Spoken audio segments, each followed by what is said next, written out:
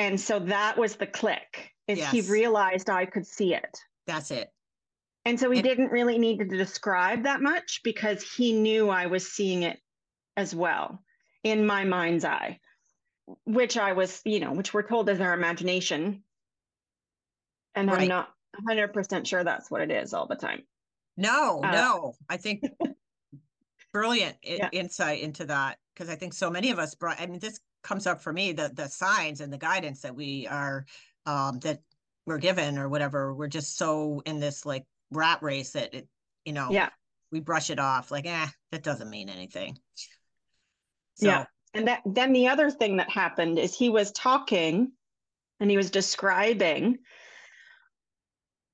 like it's like he was watching a movie. And so I thought, oh, can see it. But then he mentioned something and I just was blown away because he said something and I said, what was that? And he repeated it.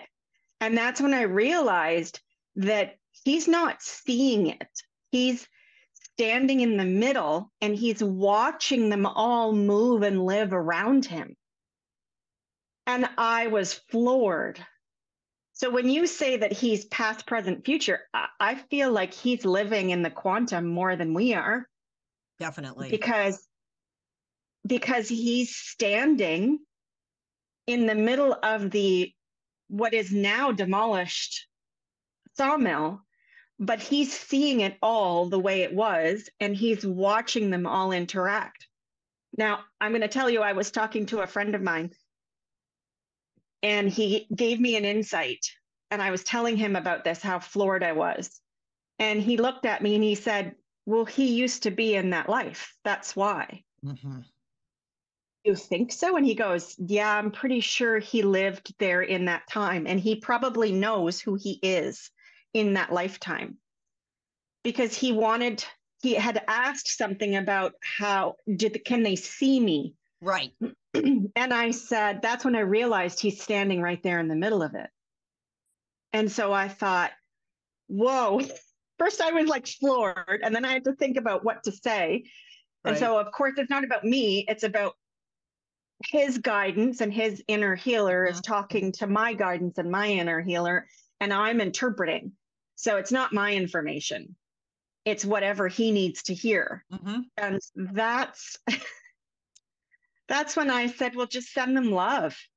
They probably won't be able to see you because it would scare them, because they would think that you are a ghost or an apparition. They won't realize that that tells me that he's a little bit more powerful than we realize.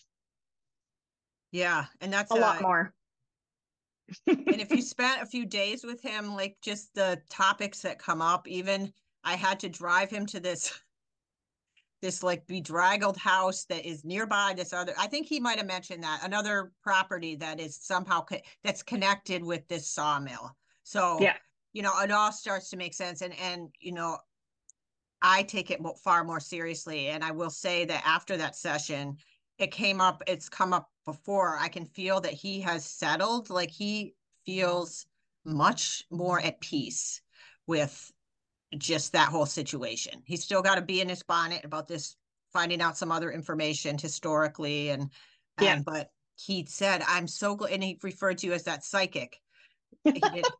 Like, I'm so glad I got to talk to that psychic. That's what he said, because he said she understood. I feel like he felt happy that he could send Yeah. love. Like there was something he could do